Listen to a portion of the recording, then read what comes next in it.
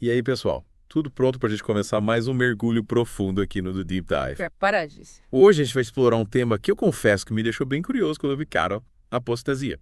Nossa, é um tema que causa bastante debate, né?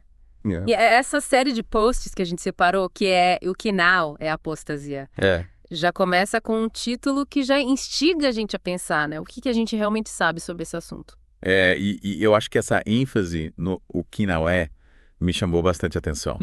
Quais são as ideias erradas, né, que a gente costuma ter sobre a apostasia? Mas antes da gente, tipo, desvendar os mistérios do que a apostasia não é, eu achei isso está começar do básico, né? O que o blog define como apostasia? Boa. O ponto central do blog é que apostasia é qualquer afastamento do evangelho. E logo de cara, o autor já traz a base bíblica para essa definição. Legal. Ele cita Romanos 10,17, que diz que a fé é pelo ouvir, e ouvir pela palavra de Cristo. Faz sentido. Ou seja, a fé genuína vem da palavra de Deus, né? Não de interpretações humanas ou de tradições. Exato. É interessante como o autor já delimita o ponto de partida, né? Aham. Ele já diferencia a palavra do pregador da palavra de Deus. Sim, é como se ele já estivesse, tipo, cortando o caminho pra gente não se perder no meio do assunto, né? É. E aí ele usa uma imagem muito forte do Salmo 40,6, Aham. que é onde Deus abre os ouvidos do salmista. Pra ilustrar essa escuta atenta da palavra, é como se Deus estivesse capacitando a gente ali pra ouvir e entender a verdade. E logo em seguida, ele contrasta essa imagem com a da víbora surda do Salmo 58, Isso. que representa o pecador, né? Uhum. Aquele que se fecha para a mensagem do evangelho. Nossa, que comparação forte, né? É mesmo? Que faz a gente refletir sobre a resistência que o ser humano tem com a verdade. Total. E aí ele apresenta um conceito que, assim, pode parecer um pouco paradoxal. A ideia de que a gente já nasce em pecado. Ou seja, a gente já nasce num estado de apostasia. Caramba, essa ideia me pegou de surpresa, hein?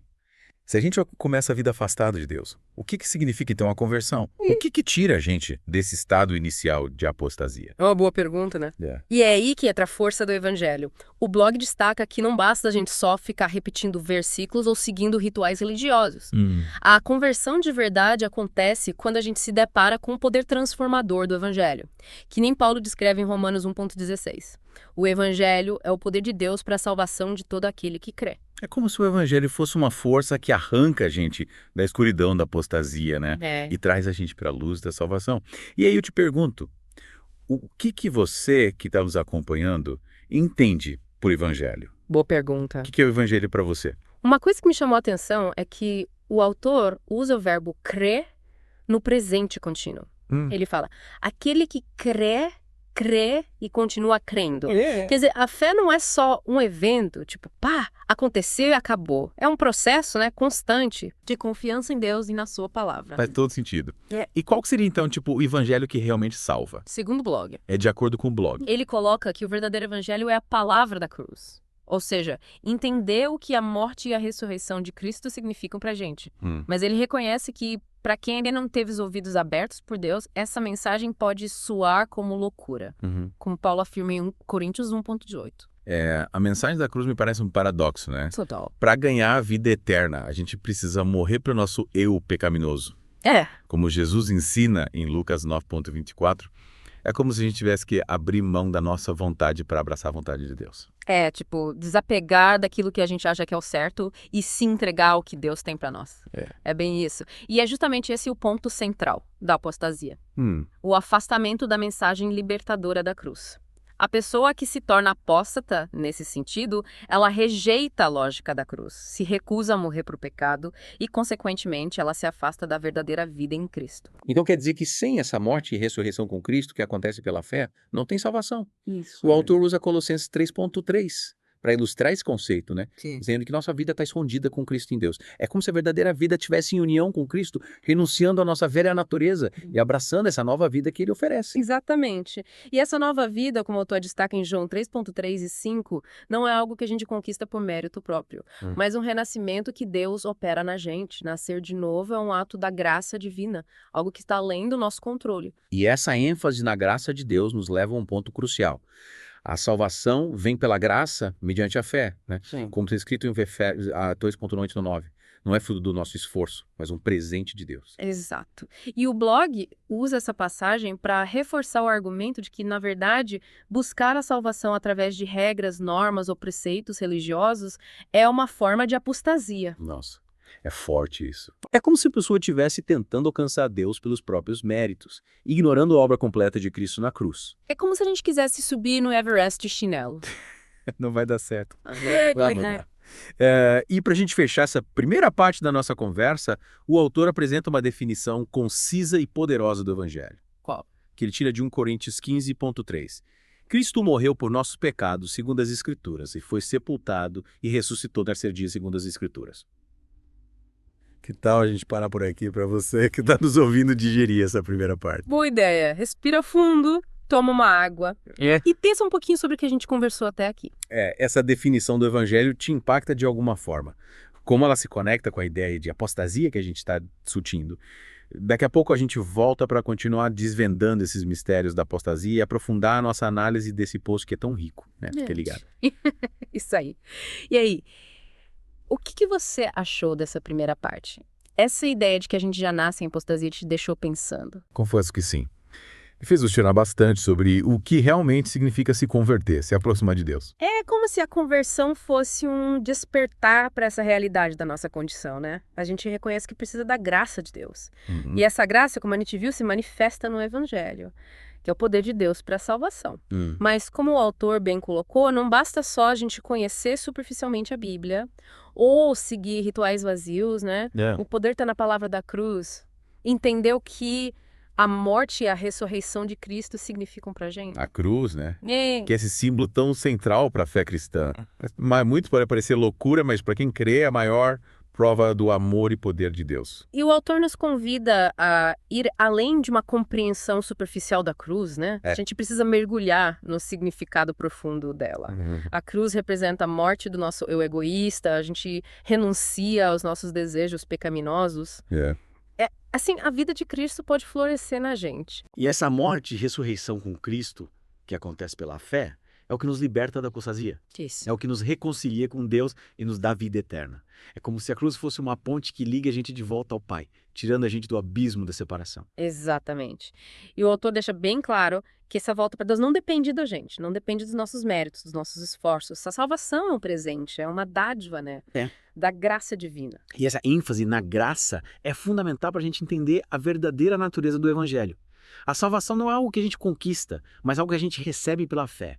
Me chamou a atenção o alerta que o autor faz sobre a armadilha da autossuficiência, né? De tentar alcançar a salvação pelos nossos méritos, pelas regras, pelos preceitos religiosos.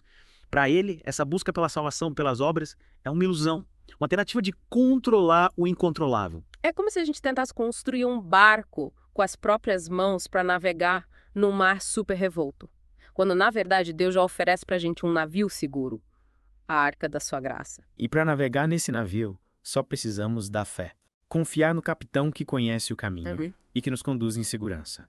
Essa fé que se manifesta na obediência à palavra de Deus, na prática do amor ao próximo e na busca constante pela santificação. Evitar a apostasia não é só evitar certos comportamentos, né? É cultivar um relacionamento íntimo com Deus, baseado na fé e na obediência à sua palavra. E esse relacionamento se fortalece na comunidade com outros cristãos, né?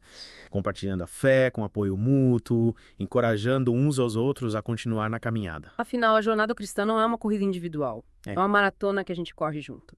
Um corpo unido em Cristo. E para finalizar essa parte, acho que vale a pena a gente revisitar aquela definição concisa e poderosa do Evangelho. Ah, verdade. Cristo morreu pelos nossos pecados, segundo as Escrituras, e foi sepultado e ressuscitou ao terceiro dia, segundo as Escrituras. E aí, voltando à pergunta que a gente fez antes. Como essa definição impacta a sua visão sobre a apostasia? O que significa para você se afastar dessa mensagem libertadora da cruz? Essa é a grande questão para a gente refletir. A gente está se agarrando na cruz, permitindo que ela nos transforme e nos leve de volta para Deus. Ou a gente está se afastando dela, buscando outros caminhos que, na verdade, nos levam para longe do Pai. Que reflexão profunda. E essa reflexão nos leva para a última parte do nosso mergulho, onde vamos explorar as implicações práticas dessa ideia de apostasia para as nossas vidas. Chegamos, então, na parte final do nosso mergulho profundo nessa definição de apostasia. A gente explorou bastante coisa, né? A palavra da cruz, a graça de Deus. E agora eu acho que é o momento da gente conectar tudo isso à nossa realidade. É verdade. Porque de que adianta a gente ter todo esse conhecimento se ele não transformar a nossa vida, né? Exatamente. O que significa na prática a gente evitar a apostasia? O blog dá pra gente umas pistas bem importantes, né? Se a apostasia é qualquer afastamento do evangelho. E o evangelho é a palavra da cruz? Isso. O primeiro passo para evitá-la é manter o nosso foco na cruz de Cristo. A gente tem que se lembrar sempre do sacrifício de Jesus por nós, da morte e ressurreição dele. E deixar que essa verdade, né, molde os nossos pensamentos, sentimentos e ações. Me parece que isso implica também em negar a nós mesmos, né? Sim. Como Jesus ensinou. Não no sentido de negar a nossa individualidade, mas de renunciar aos nossos desejos egoístas que nos afastam de Deus e do próximo. A cruz é como se fosse um espelho. Ela mostra pra gente a feiura do nosso pecado, mas ao mesmo tempo revela a beleza da graça de Deus, que perdoa a gente, né? E nos transforma. E essa transformação, como a gente viu, é um processo contínuo, né? Que começa com a fé e se sustenta na graça de Deus. A fé não é um ponto de chegada, é um ponto de partida. É como se fosse uma sementinha, que precisa ser regada, cuidada para poder crescer e dar frutos. Legal essa analogia. E a graça de Deus é a água que alimenta essa semente, é a luz que guia ela em direção ao sol. O blog alerta também para o perigo da gente tentar substituir essa graça por mérito próprio, né? Sim, é verdade. Por regras, por preceitos religiosos. Para o autor, essa busca pela salvação pelas obras é uma ilusão. É como se a gente estivesse tentando controlar o incontrolável. É como se a gente quisesse construir um barco com as próprias mãos para navegar num mar revolto. Quando, na verdade, Deus já oferece pra gente um navio seguro. Cada sua graça. E para navegar nesse navio, a gente só precisa ter fé, né? Confiar no capitão, que conhece o caminho e que nos guia em segurança. E essa fé se manifesta na obediência à palavra de Deus, na prática do amor ao próximo e na busca constante pela santificação. É isso aí. Evitar a apostasia não é só evitar certos comportamentos, é cultivar um relacionamento íntimo com Deus, baseado na fé e na obediência à sua palavra. E esse relacionamento se fortalece na comunhão com outros cristãos, né? Compartilhando a fé, dando apoio um para o outro, encorajando uns aos outros a continuar firmes na caminhada. Afinal, a jornada cristã não é individual, né? É tipo uma maratona que a gente corre junto como um corpo unido em Cristo. É verdade. Acho que a grande lição que a gente tira desse mergulho todo aqui sobre a apostasia é que a verdadeira fé se manifesta num compromisso constante com o Evangelho, com a palavra da cruz e com a graça de Deus. É isso. E esse compromisso nos leva a viver uma vida transformada pelo amor de Cristo, refletindo a sua luz no mundo e levando outras pessoas também para a salvação. E para você que acompanhou a gente até aqui, fica a pergunta. Como você tem vivido esse compromisso com o Evangelho? Como você tem buscado evitar a apostasia e permanecer firme na fé? A gente espera que esse mergulho tenha te inspirado a se aprofundar mais nesse tema, né? Buscar viver uma vida mais alinhada à vontade de Deus. É isso aí. E para quem quiser se aprofundar mais ainda nesse assunto, a gente recomenda a leitura dos outros posts da série O que é e o que não é a apostasia, que estão disponíveis lá no blog com a palavra. Isso aí, até a próxima. E que a graça e a paz de Deus estejam com vocês.